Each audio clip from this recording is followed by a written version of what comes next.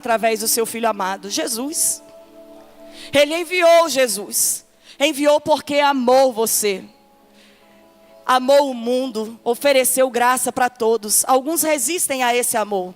Mas eu estou falando nessa noite para pessoas que não resistiram, que foram alcançados pela graça, que estão sendo abraçados pela graça, que estão sendo impactados pela graça, que estão sendo envolvidos pelo amor que a graça revelou. Essa mensagem é para mim, essa mensagem é para você. E por conta deste amor revelado, nossa maior expectativa é alcançar o nosso destino eterno. É viver o maior evento da humanidade. Qual é, Bianca? O impeachment do presidente? Não é. A maior expectativa, o maior evento que a humanidade pode vir a viver é aquela que os discípulos aguardavam quando permaneciam com seus olhos fitos no céu. Porque o mestre disse: eu vou preparar lugar para vós, mas eu voltarei para vos buscar.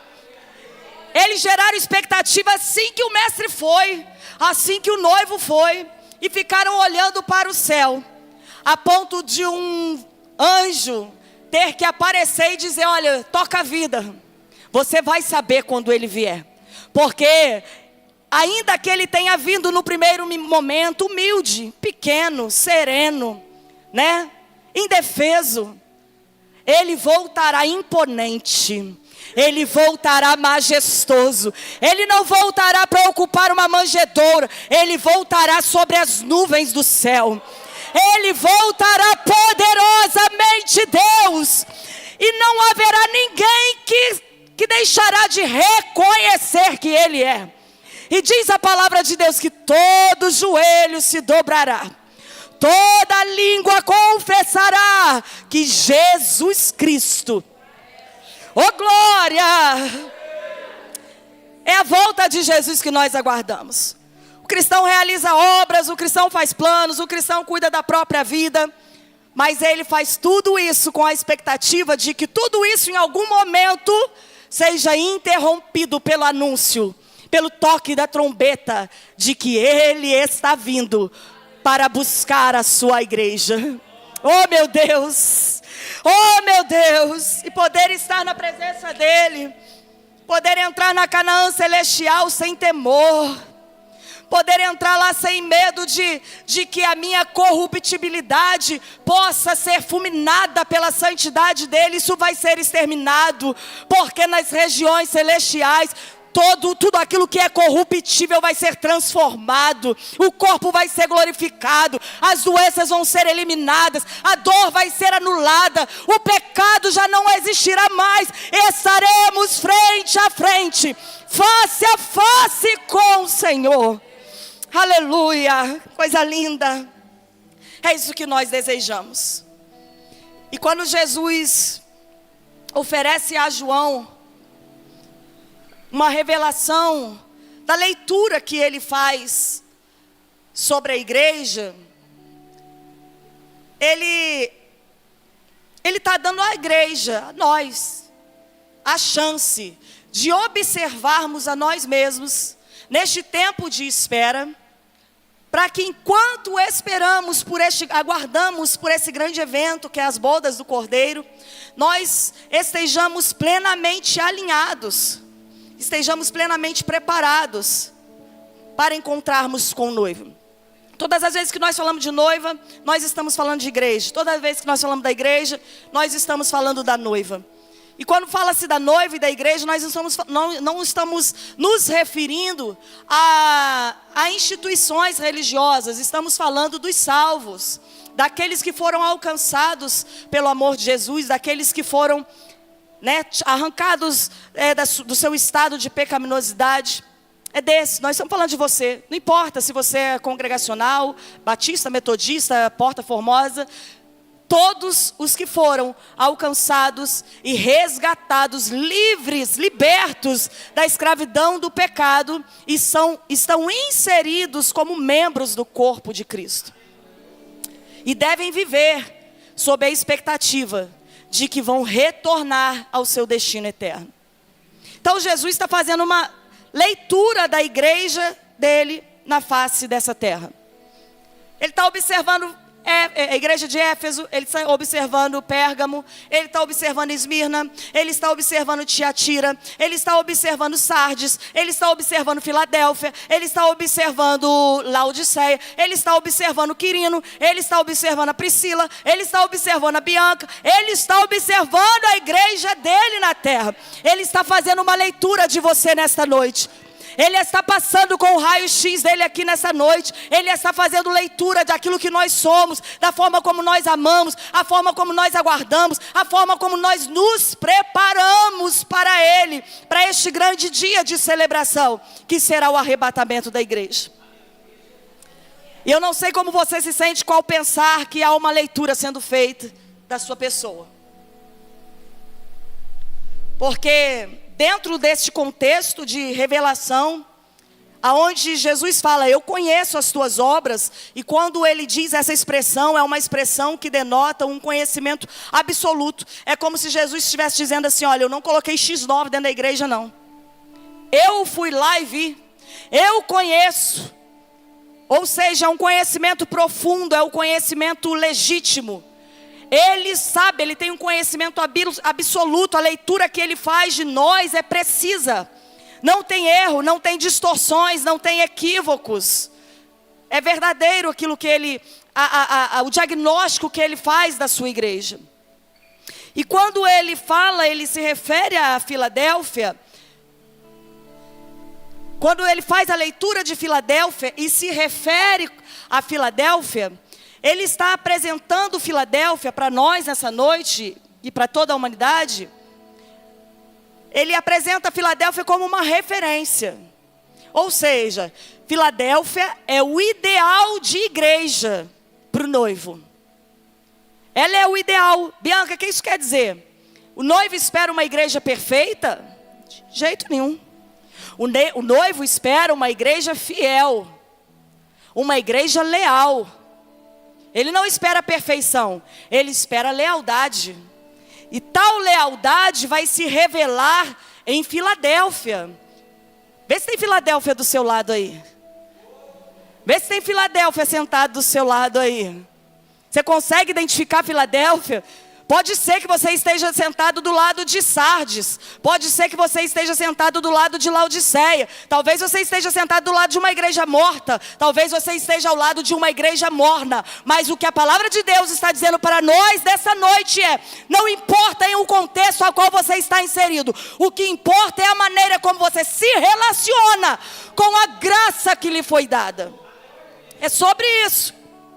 Então, Filadélfia, ela está num contexto geográfico, ela está entre uma igreja morta, mas que tem fama de viva, Sardes. E está entre uma igreja morna, a qual Jesus quer vomitar. Tem repulsa dessa igreja.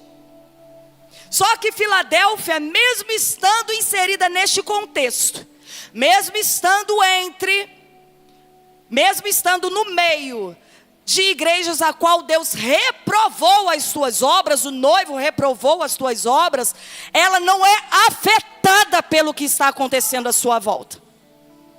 Ela permanece firme, ela permanece fiel. O que acontece no sistema político não afeta ela. Os falsos mestres não convencem ela da sua mentira. As decepções, as falsidades, as sabotagens presentes dentro da igreja ou em volta dela não denigrem a identidade de Filadélfia, porque Filadélfia sabe ser fiel ao seu noivo. É sobre isso. Ela é o ideal de igreja.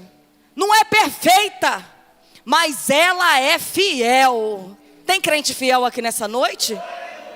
Deus, passa em raio-x aqui, faz a leitura. E se encontrar crente fiel aqui nessa noite, renova essa igreja com o teu poder. Renova. Aleluia.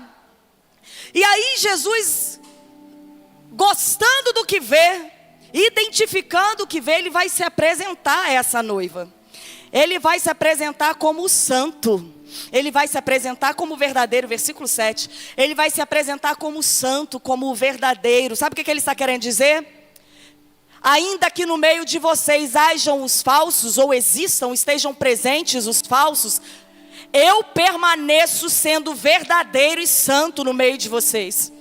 Ele está dizendo que a santidade que há nele não é um comportamento oscilante, mas é permanente. E porque ele permanece ali? Ele permanece ali exatamente porque ele encontrou ali uma minoria pequena, com pouca força. Pequena, vou repetir, com pouca força, mas que mantém a palavra e não nega a verdade, que preserva a palavra da verdade em si mesmo, que é obediente à verdade, que não foi conduzida por homens, que não depositou a sua confiança em homens, mas continua confiando no Deus que é verdadeiro e santo e está presente no meio de nós.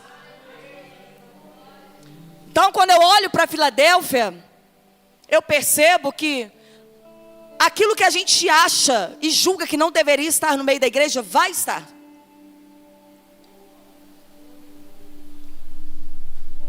Só que, independente do que te cerca, o que te cerca não vai justificar a sua lealdade, a sua fidelidade a Deus. Nada disso. Ainda que sejamos membros do corpo de Cristo, somos tratados e vistos individualmente. Somos enxergados coletivamente, mas somos tratados e observados individualmente.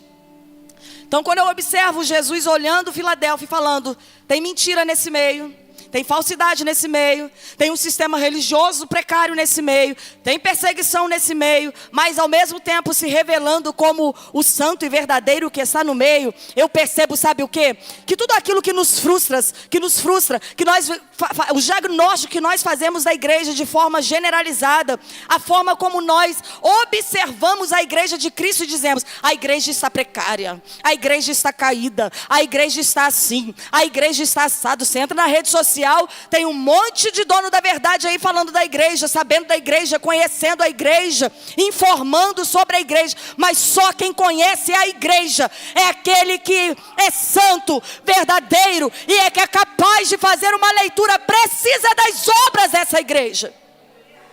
Não fique desacreditado, não fique desacreditada deste projeto chamado igreja. A igreja foi feita para triunfar. Eu vou repetir isso de novo. A igreja é um projeto criado para dar certo. Você foi feita, foi juntada, foi colocada sobre a base, sobre a rocha para dar certo. Jesus não te fez para fracassar. Ele não te constituiu membro do corpo dele para fracassar. Ele não estabeleceu a igreja dele sobre a rocha para que ela fracasse. Ele estabeleceu a igreja dele sobre a rocha para que ela triunfe. Ele continua acreditando nisso. Ele continua acreditando nisso. É você quem está desacreditado e desacreditada. Ele não. Ele conhece a igreja. Ele tem certeza do triunfo da igreja. Ele aguarda para coroar a sua igreja. Ah, Jesus, obrigado. Então, Filadélfia está ali, no meio dos falsos. Mas tem o santo e verdadeiro. Ela tem a quem recorrer. Ela tem o Deus de confiança no meio dela. E aí Jesus vai dizer para ela que ele tem as chaves de Davi na mão. E essa chave abre portas que ninguém pode fechar e fecha portas que ninguém pode abrir. Sabe o que Jesus está querendo dizer? Que a autoridade sobre a igreja ainda pertence a ele. Ainda está nas mãos dele. O anticristo não está reinando na igreja não. O anticristo vai reinar no mundo. Na igreja quem governa é Cristo. O dono da igreja é Cristo. Quem tem autoridade sobre a igreja é Cristo. Então pare de se frustrar com a igreja, porque o dono da igreja ainda cuida da igreja. Ele cuida. Ele cuida. Filadélfia é a nossa referência nessa noite. E nós precisamos ter um olhar minucioso, dedicado para ela. Quem é Filadélfia? Filadélfia é a igreja sem forças aos olhos do mundo. Jesus fala dela assim: porque sei que tens pouca. Ou seja, ela não tem só pouca força aos olhos do mundo, não. Ela tem pouca força aos olhos de Deus também. Jesus olha para ela e fala: é fraquinha, é pequenininha, é escrava, é pobre, mas não negou o meu nome, obedeceu a minha palavra, se manteve leal, se manteve perseverante. Ele está vendo a sua pequenez, Ele está vendo a sua miserabilidade, Ele está vendo a sua dificuldade, Ele está vendo que o seu conhecimento é ínfimo, Ele está vendo que a sua dificuldade é grande, Ele está vendo a sua dor no joelho, Ele está vendo a sua dor nas costas, Ele está vendo as enfermidades que te assolam, mas também está vendo que no meio disso tudo, não negaste a sua palavra, mas permaneces obedecendo, permanece cultuando, permanece congregando, permanece adorando, permanece ofertando, permanece anunciando, permanece glorificando, permanece devotando a sua vida, permanece consagrando. E para isso não precisa ter muita força, não. Só precisa ser leal, só precisa ser fiel aquilo que lhe foi entregue, ao presente da salvação que nos foi dado. Deus está vendo que a nossa força é pequenininha, mas a graça dele nos basta. Ele está vendo que somos fraquinhos, mas o poder dele se aperfeiçoa em nossas fraquezas. Aleluia. Isso por quê? Porque Filadélfia está firmada, ela tem uma aliança com o noivo, ela é leal a essa aliança, ela está comprometida, ela está envolvida com o amor de Deus, com a obra de Deus na terra, com os planos de Deus, a tal ponto que ela decidiu não se contaminar. Parece até Daniel, né? Ela decidiu não se contaminar com as coisas à sua volta, com as coisas desse mundo. Meus irmãos e minhas irmãs, no desfecho deste propósito, deste tempo, em que foi estabelecido um tema e um plano para a igreja, para este momento, um tema de despertamento, no desfecho desse momento, Deus veio até nós, o Espírito Santo veio até nós, para acentuar na igreja dele nessa noite, e para nos oferecer motivação, para reanimar, para acender a expectativa da noiva, acerca do grande dia do encontro com o noivo. No desfecho desse propósito, Deus deseja acentuar isso na igreja, a expectativa. E Ele vai nos oferecer nessa noite motivação, para que não venhamos a retroceder, para que não venhamos a desistir. Prega para a pessoa que está próxima ao seu lado, me ajuda aí enquanto eu bebo uma água, e fala para ele, fala para ela assim: não ceda às pressões.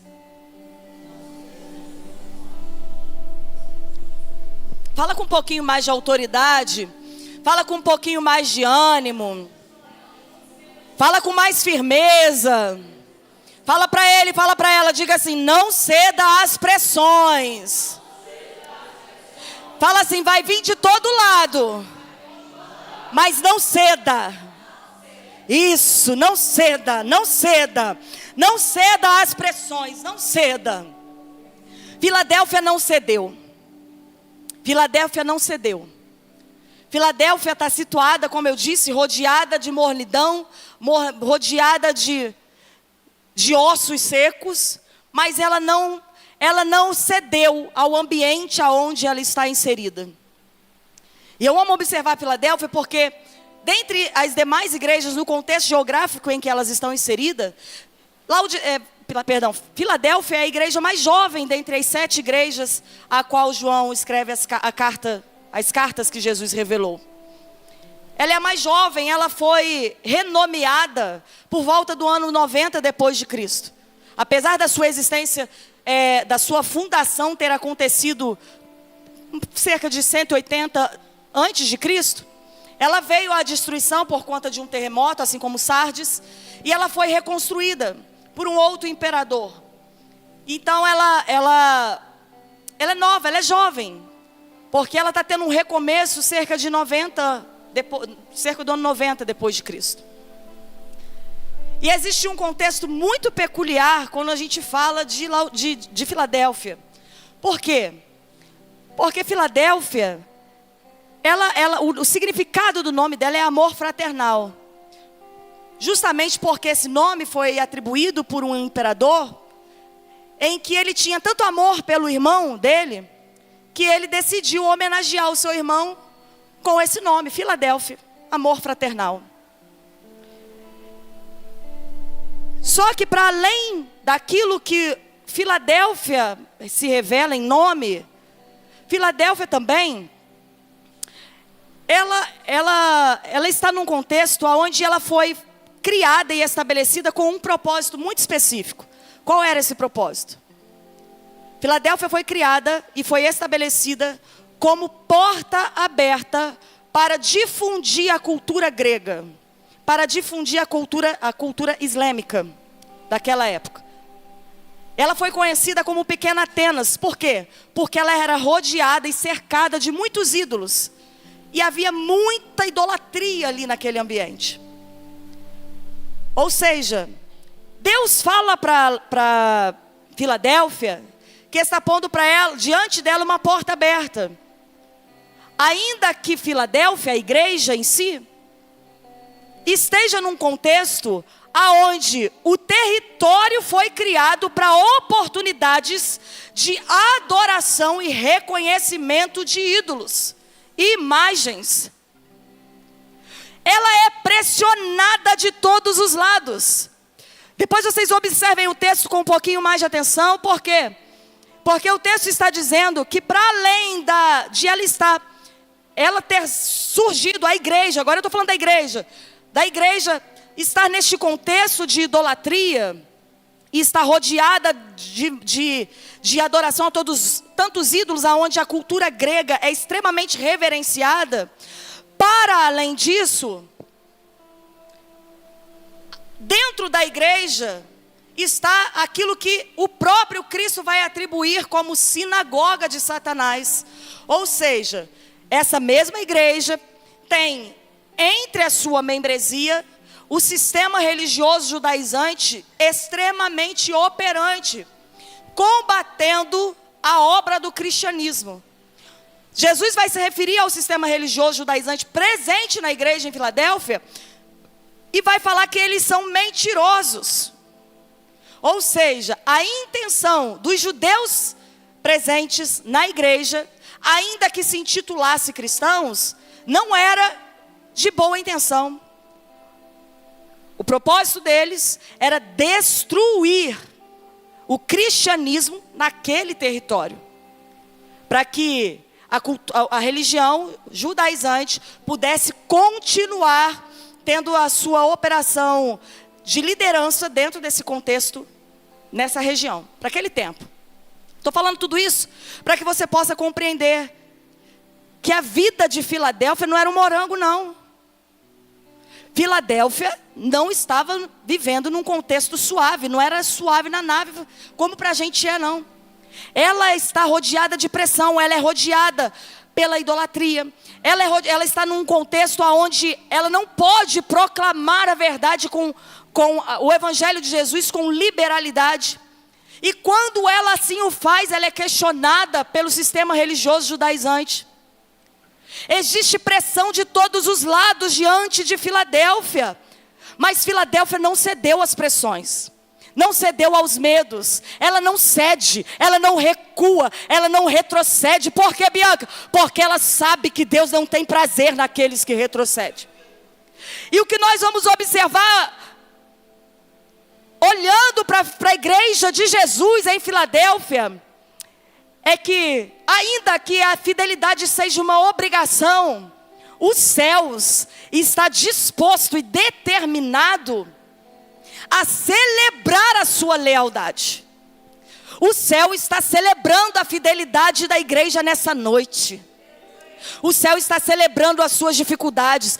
O céu está celebrando os dias que mesmo chorando você entrou na casa de Deus, ergueu as suas mãos aos céus e não negou a adoração ao Eterno. O céu está celebrando aquelas muitas vezes em que o irmão menos avisado ou esquisito pisou no seu calo, te humilhou, te decepcionou, te desonrou, mas você permaneceu na casa de Deus, na comunhão. Quando você tentou resolver os problemas com os seus irmãos, o céu está vendo tudo isso. O céu está vendo quando você teve dificuldade e desejou intensamente estar na casa dele, no templo, para adorá-lo, mas alguém queria te impedir, alguém quis te proibir, alguém contestou, alguém questionou. O céu está vendo. O céu está vendo aquele dia em que você estava trabalhando, mas o seu coração estava incendiado, desejosa de oferecer culto a Deus, mas você está tão arraigada nessa terra, você está tão envolvido com o sistema desse mundo, e você está tão envolvido com as suas coisas terrenas. Ele viu o dia em que você queria estar aqui, mas tinha que trabalhar.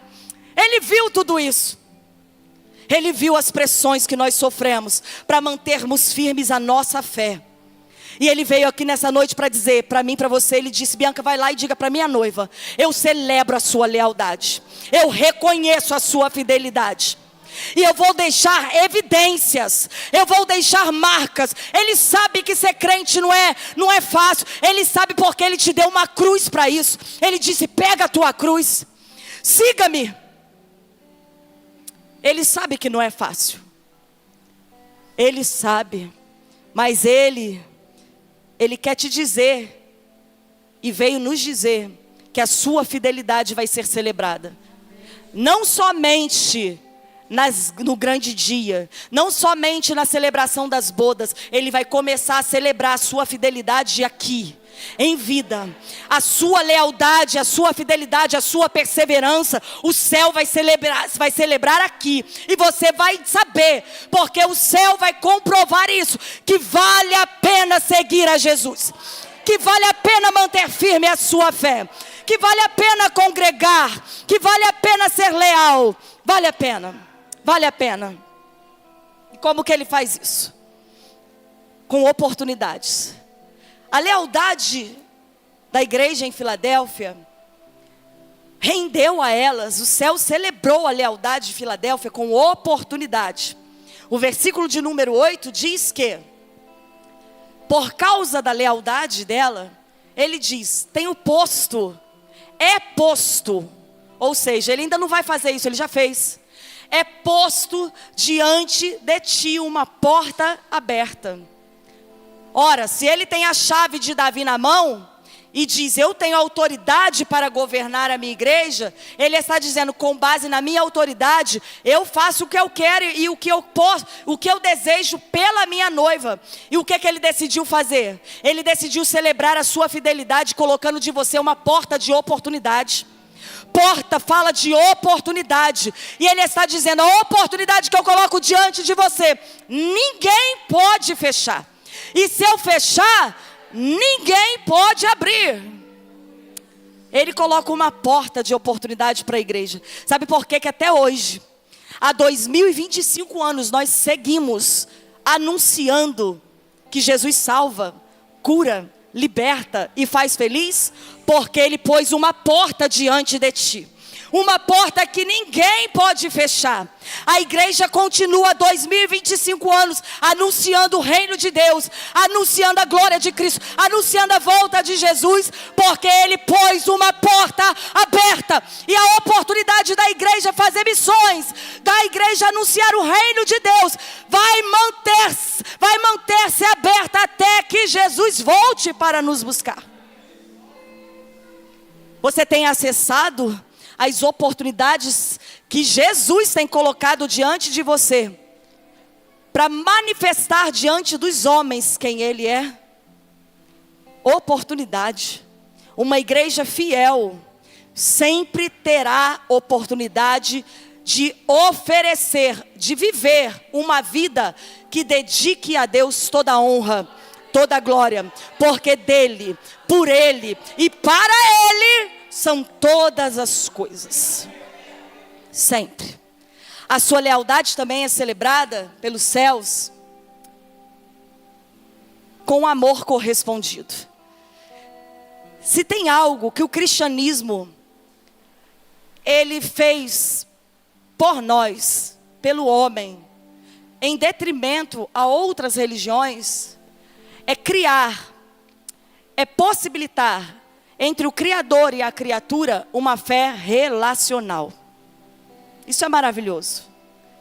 Ou seja, nós não fomos alcançados pelo Evangelho de Jesus simplesmente para ocupar um ambiente religioso. Nós fomos alcançados pelo Evangelho da Graça para que possamos ter o nosso relacionamento reconciliado com o Criador. Portanto, os cristãos, eles têm o privilégio de viverem, desfrutarem de uma fé relacional com o seu Criador. Isso é maravilhoso. Se a princípio Deus estabeleceu isso através do derramamento de sangue de animais, Ele eliminou essas práticas religiosas e sacrificiais quando amou o mundo de tal maneira que deu o seu Filho único para que todo aquele que nele crer não morra, mas tenha vida eterna. E o sacrifício de Jesus estabeleceu essa relação íntima e nos possibilita vivermos uma fé totalmente relacional com o Senhor. Se você tem negligenciado uma vida de oração, de devoção, de jejum, de consagração, de comunhão com os irmãos, você tem negligenciado aquilo que Jesus fez por você. Uma fé relacional.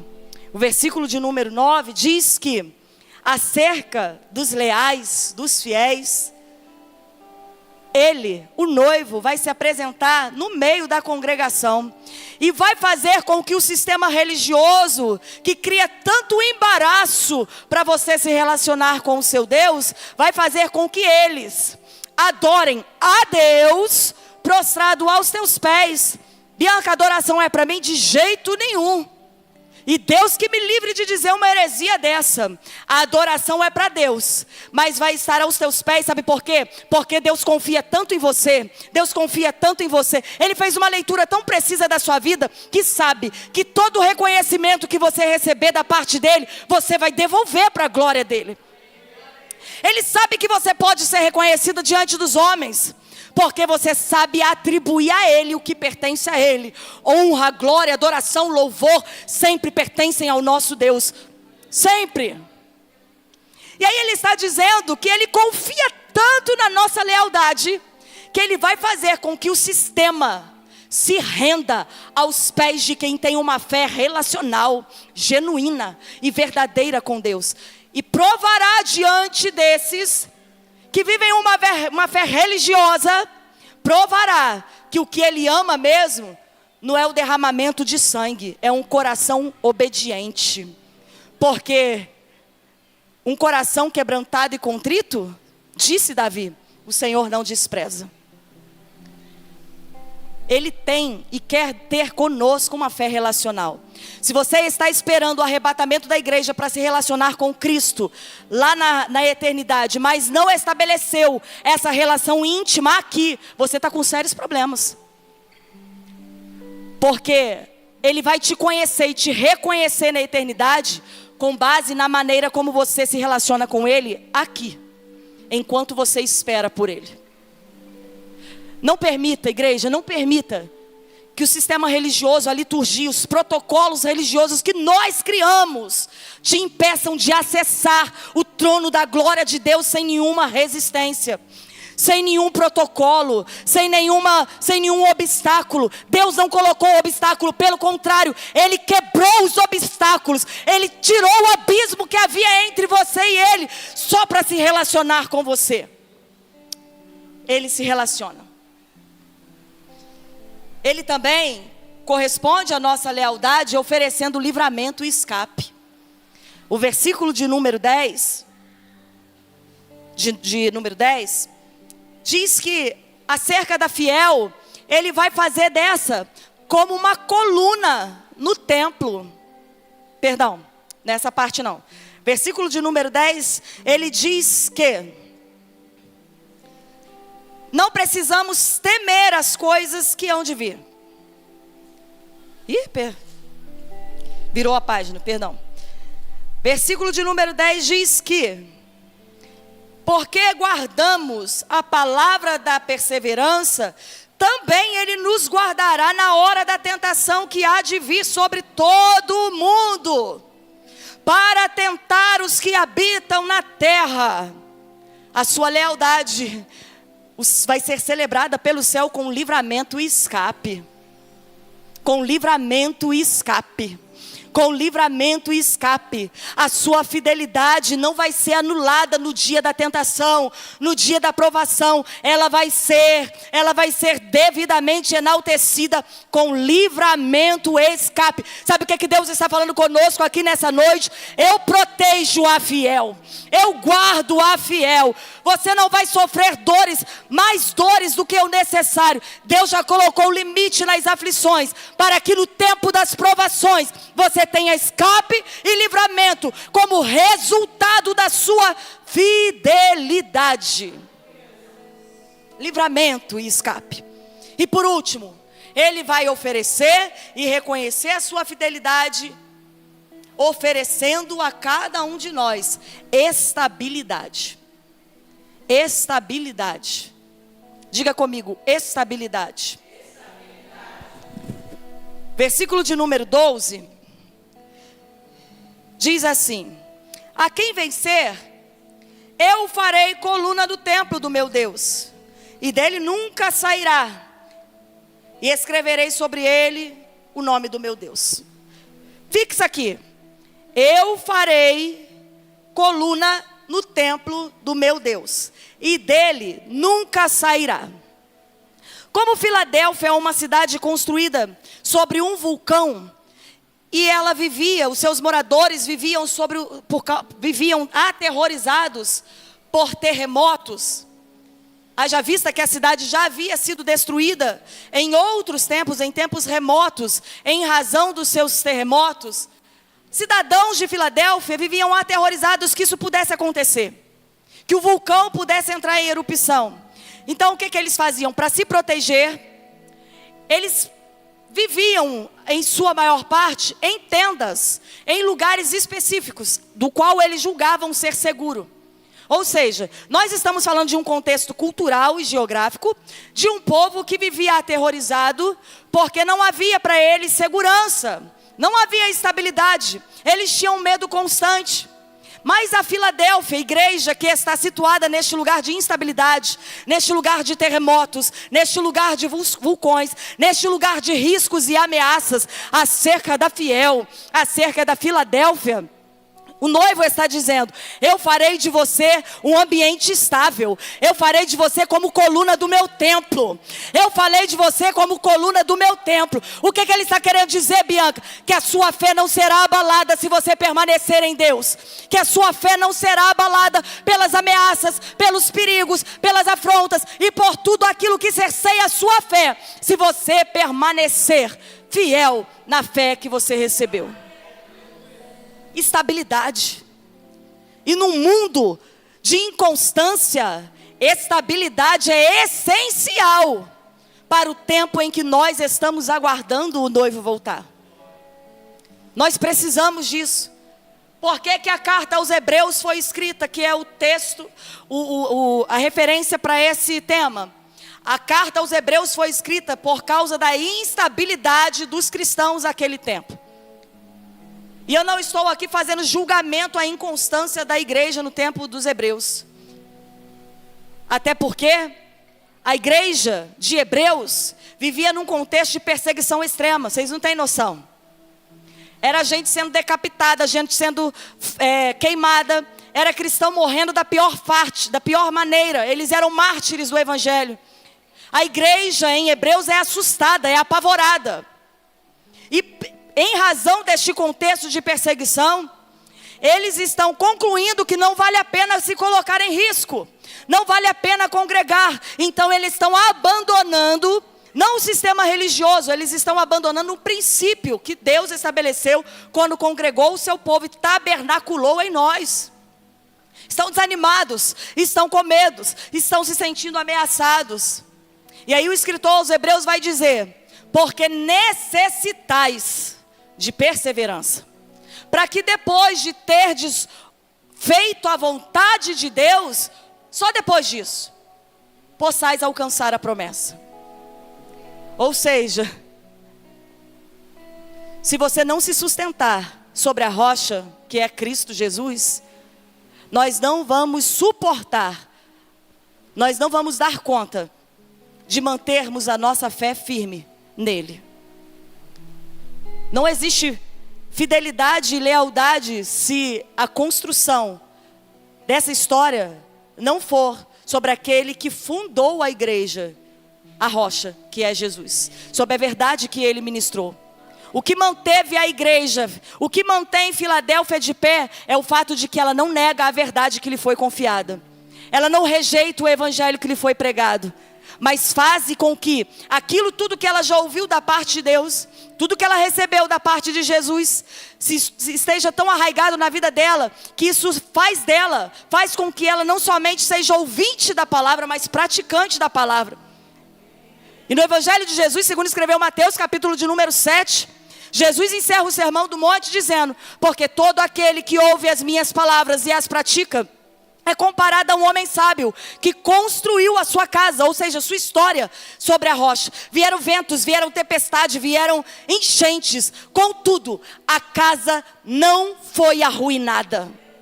A sua fé não vai ser arruinada, se você souber aonde ela está sendo construída. Deus te fez para ser coluna do templo dele. Ele ofereceu estabilidade porque ele é rocha. Ele é a rocha dessa construção. E você é coluna deste templo. A sua fidelidade vai ser celebrada, porque o céu vai se encarregar de te manter firme sobre a rocha que é Cristo. Não tem vento, não tem tempestade, não tem enchente, porque Cristo é a rocha da nossa salvação. E eu encerro aqui. Se tem algo que Filadélfia vai nos ensinar, para além de ter a sua lealdade celebrada pelo céu, ela vai nos orientar e vai nos dar uma palavra de conselho. Não vire as costas para Deus no auge da sua dor. Filadélfia não é fiel porque ela vivia num ambiente favorável. Ela é fiel porque o amor dela pelo noivo é superior às adversidades que estão no contexto a qual ela está inserida. Nós não vamos observar o cativeiro de Jó sendo virado em razão da fraqueza e da fragilidade dele. Nós vamos observar o cativeiro de Jó sendo virado porque ele não virou as costas para Deus no auge da dor dele. Eu vim aqui nessa noite para dizer que a sua fidelidade, a sua lealdade ao noivo, ela é celebrada pelos céus. E Ele quer fazer essa leitura hoje em mim e em você. Ele quer enxergar em você a essência. Ele não espera ver em nós a perfeição. Ele espera ver em nós o ideal. Ele espera ver em nós o essencial. Ele espera ver em nós a essência, a presença bendita do Espírito Santo de Deus. Só que nós vamos ter que lidar com algo que vai nos humilhar durante este tempo em que nós estamos esperando. Nós vamos ter que lidar com o tempo. Versículo de número 11 diz: eis que venho. Ele vem ou não? Se ele disse que vem, ele... E ele disse que vem sem demora. Só que quando a gente observa essa porção, e ao mesmo tempo faz a conta cronológica, a gente pensa: Jesus enganou a gente. Tem quanto tempo que ele disse que vem sem demora? 2025 anos. Contudo, o apóstolo Pedro escreveu à igreja, se não me engano, 2 Pedro capítulo 3, se não me engano, ele disse assim: olha, cuidais de esperar pelo noivo, porque ele vem. E aí ele faz uma contagem, ele vai dizer: porque para Deus... Sabe por que Pedro está fazendo isso? Porque a igreja que esperava pelo noivo, fielmente, dedicada, leal, está sendo alvo de zombaria e deboche daqueles que não acreditavam no cristianismo, na obra de Jesus. São alvo de deboche. Pedro vai escrever essa igreja e vai dizer, olha, é verdade que ele vem. E ele vem mesmo. Só que considerem isso. Um dia para Deus é como 1000 anos. 1000 anos é como? Vamos fazer a conta, cronologicamente falando? Nós estamos no ano 2025, sim? Está todo mundo em 2025 comigo? Se 1000 anos para Deus é como um dia, há quantos dias Jesus foi assunto aos céus? Quem se arrisca? Vocês estão com medo não, né? Vamos, gente! Quantos dias tem que Jesus foi assunto aos céus? Sem medo. 2 dias. 1000 anos é como um dia. 2000 anos é como 2 dias. 25 anos, então, algumas horas. Tem quanto tempo que Jesus subiu aos céus? 2 dias. Estou fazendo uma conta cronológica aqui. É claro que o tempo de Deus é kairos. E a gente nem sabe calcular o kairos de Deus. Eu estou fazendo essa conta para que você possa entender. Não é coisa da minha cabeça não, é Bíblia. Pedro disse, porque para Deus 1000 anos é como 1000 dias. Ele vem, e ele vem sem demora. E um dia é como 1000 anos. Se 2025 anos é o tempo que a igreja espera, então por que você está com pressa? Ele foi preparar lugar para mim e para você. Ele foi preparar lugar para mim e para você. Ele foi preparar lugar para os salvos. E ele prometeu, eu vou voltar para buscar-vos. Não se turbe o vosso coração. Aonde tem lugar para mim, tem lugar para vocês também. Eu venho sem demora. 2 dias. E você aí com pressa. O que você está fazendo com este tempo que Ele te deu? O tempo que nós estamos esperando é um privilégio e é uma oportunidade. Para que neste tempo de espera, nós não venhamos a ser pegos de surpresa naquilo que é essencial. Naquilo que é essencial. Ele está te dando tempo. Ele é tão maravilhoso que Ele está te dando tempo para você ficar prontinha para Ele. Para você ficar prontinho para Ele. Ele está te dando tempo. E Ele está dizendo, enquanto você espera, eu já deixei algo especial com você. Eu já deixei, eu venho sem demora. Guarda o que tem. Guarda o que tem para que ninguém roube a tua coroa. O que é a coroa, Bianca? É a salvação? Não, a coroa é a recompensa. É a recompensa da sua fidelidade. É a recompensa pela sua lealdade. O que Ele está dizendo? Não desanime enquanto você estiver esperando. Não abra brecha enquanto você estiver esperando. Não esmoreça enquanto você estiver esperando.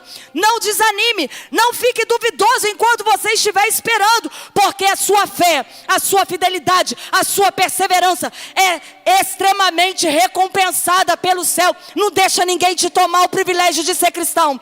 Não deixa ninguém roubar de você a alegria de congregar. Não deixa ninguém roubar de você a adoração que você entrega ao Senhor. Não deixa ninguém se meter no altar de adoração que você ergue ao Senhor todos os dias. Não deixa ninguém impedir a sua adoração. Não deixa ninguém impedir a sua consagração. Não deixa ninguém roubar o que Ele já te deu. Não deixa. Ele vem sem demora. E essa é a certeza que nós temos que ter. Sabe qual é a diferença? Os irmãos sabem que eu estou me preparando, estou preparando uma filha para casar daqui a alguns poucos dias, 7 dias. E ainda hoje eu tive as voltas com ela, cuidando dos interesses dela, dos interesses do casamento, do noivado. E quando eu cheguei em casa, bem exausta, com toda a dedicação, né, a isso, e por esses dias especialmente, que está próximo do casório, tudo que é de interesse dela, do casamento, da vida dela, se tornou prioridade para mim. Estou entregando uma mensagem para vocês e finalizando aqui. Se tornou prioridade para mim.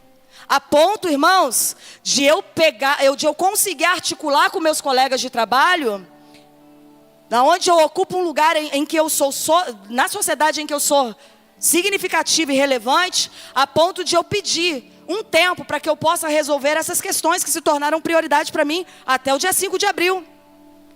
Qual é a diferença entre esse momento terreno que eu estou vivendo e o momento espiritual que a igreja aguarda? A diferença é que o dia do casamento da minha filha está com hora e data marcado. Eu sei o dia que é. Eu sei quando eu vou poder descansar de tanto de tanta dedicação. Só que o dia das bodas do Cordeiro com a noiva, a gente só sabe que vai acontecer, mas não sabemos que dia que isso vai se dar.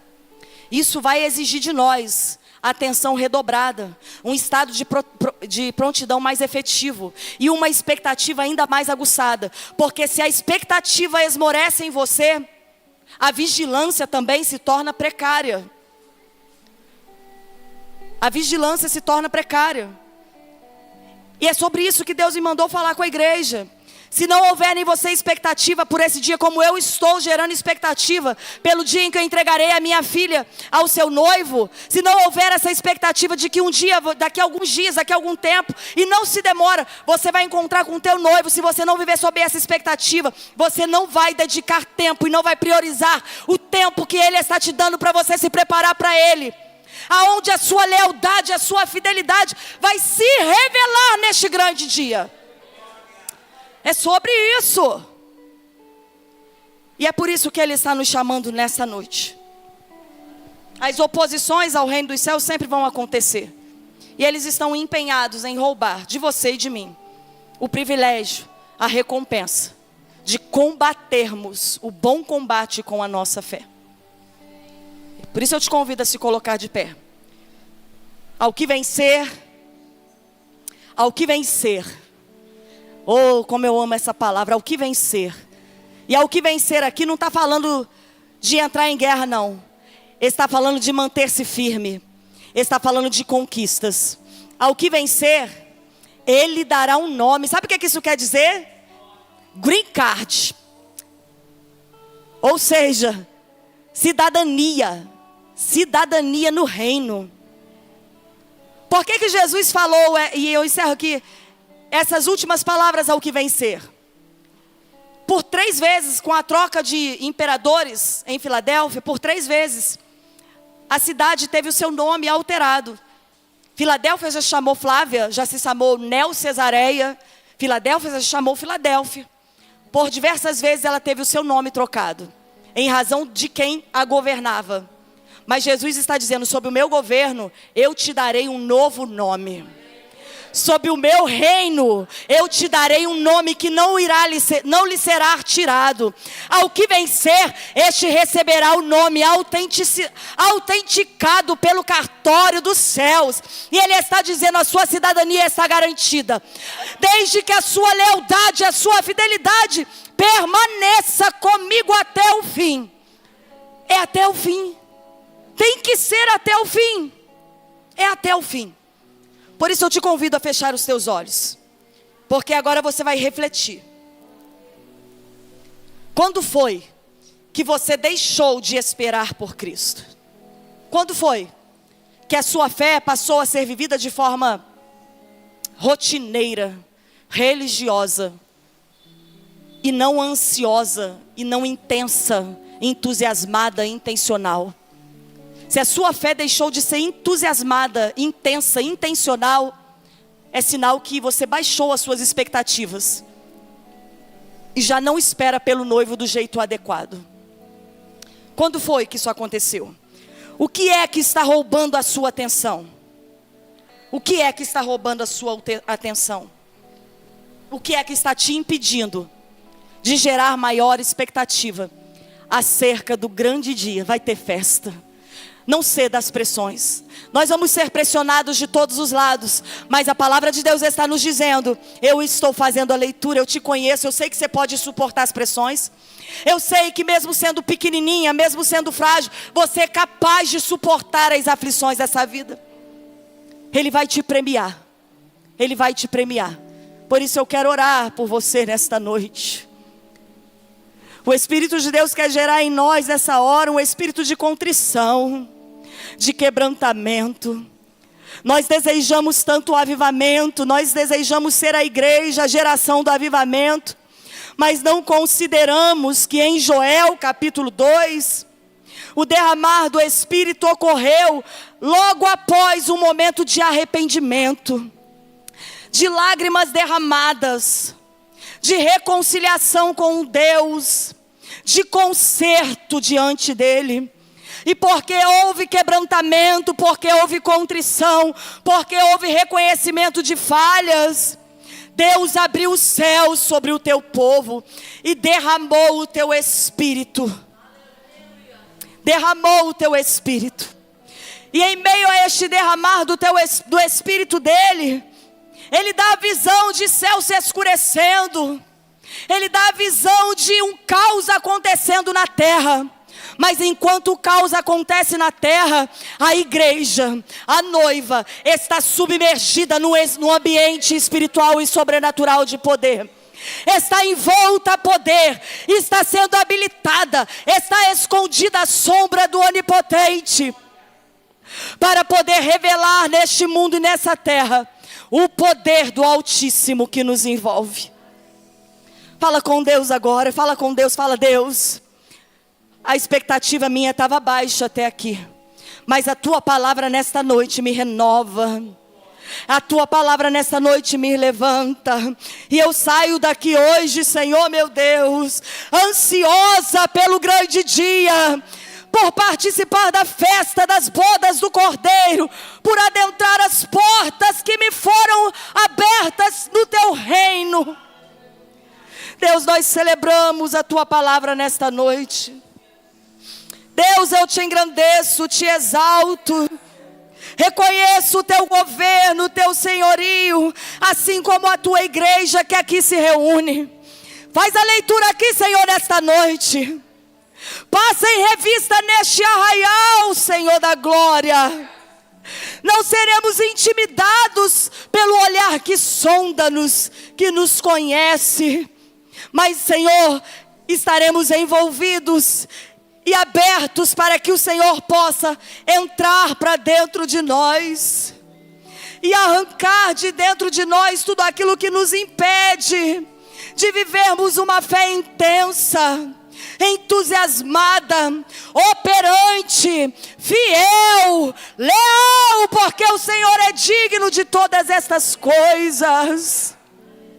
Deus, olha para nós, somos os menores, somos pequenos, somos um rebanho ainda pequeno, assim como Filadélfia, Senhor, mas temos suportado o tempo e não temos negado a nossa fé. Por isso, Senhor, celebra conosco, ajuda-nos a celebrar contigo a tua vida em nós. Neste tempo em que esperamos, não nos deixe esmorecer, não nos deixe, Senhor, desacreditados como igreja, mas permita-nos enxergar as portas que o Senhor abre com as chaves de Davi. Permita-nos contemplar com olhos da fé a oportunidade diante dos nossos olhos, de sentirmos o teu amor diariamente, de vivermos, Senhor meu Deus, em segurança pelos livramentos que o Senhor nos proporciona, de termos uma fé estável, constante e perseverante para a glória do teu nome. Nós nos alinhamos com o céu nesta noite, ó Deus, para vivermos este tempo de espera de forma mais abundante do que temos vivido. E que assim seja, em nome de Jesus. Glorifica o Senhor com as suas palmas. Celebre a vida de Cristo. Celebre a vida de Cristo. Celebre a volta de Jesus. Ele vem para te buscar. Ele vem para me buscar. A sua lealdade, a sua fidelidade será reconhecida, será celebrada, é devidamente acessada. O noivo te ama. Ame também o noivo. Aleluia, eu agradeço a minha oportunidade.